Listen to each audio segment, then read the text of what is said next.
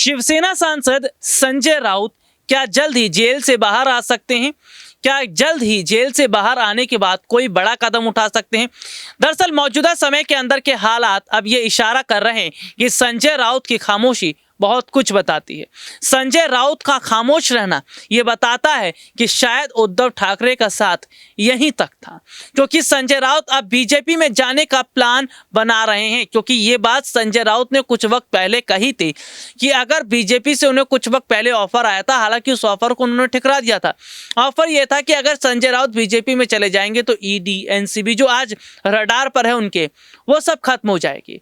तो जो जेल में हवालात के अंदर बंद है, सलाखों की चार दीवारी में बंद है, तो क्या संजय राउत का जो सब गुरूर था वो टूट गया है?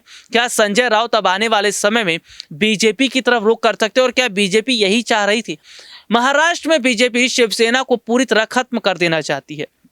बीजेपी ये प्लान बना रही है कि कैसे भी करके महाराष्ट्र में शिवसेना का रोल खत्म कर दिया जाए, ताकि आने वाले वक्त में भी शिवसेना फन ना उठा सके। क्योंकि बीजेपी की ये पुरानी नीति रही है कि अपने दुश्मन को इस हद तक गिरा दो या इस हद तक दबा दो कि वो आने वाले टाइम पे उठने की कोशिश भी करे तो ना उठ पाए, जैसे कांग्रेस पार्टी की हालत है।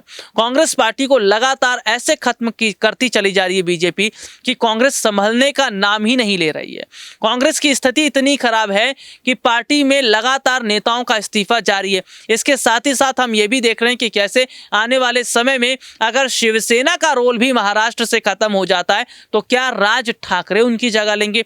दरअसल अभी ये देखा जा रहा है कि संजय राउत इस चीज को समझ रहे हैं कि बीजेपी के खिलाफ बोलकर, आरएसएस के खिलाफ बोलकर बहुत बुरा फंस गए हैं। अगर बीजेपी के खिलाफ ना बोलते, आरएसएस के खिलाफ ना बोलते, लगातार जुबानी जंग ना करते, देखिए अपनी जुबान की वजह से फंसे हैं संजय राउत। संजय राउत को ऐसा गुमान था कि भाई उद्धव ठाकरे अगर मुख्यमंत्री तो चाहे कुछ भी बोल दें, कुछ भी कर सकते हैं। लेकिन जैसे ही हमने देखा कि भाई सरकार गई, नई सरकार बनी, उद्धव ठाकरे पर शिकंजा कसना शुरू हुआ, उद्धव ठाकरे की नींद उड़ने लगी और हालात ऐसे बन गए कि उद्धव ठाकरे के अब पसीने तो छूट ही रहे, संजय राउत के भी पसीने छूट रहे हैं। और संजय राउत के जिस तरह पसीने छूट रहे हैं, इससे साफ तौर पर यह जाहिर होता है कि शायद आने वाले वक्त में जरूर संजय राउत बीजेपी की तरफ जाएंगे। क्योंकि तमाम जो भी नेता आज फंस रहे हैं या अपनी अपनी पार्टी को छोड़ रहे हैं, वो बीजेपी की तरफ रुख कर रहे हैं। आज के लिए इतना ही। आपसे फिर दोबारा मुलाकात होगी, तब तक के लिए इजाजत दीजिए। नमस्कार।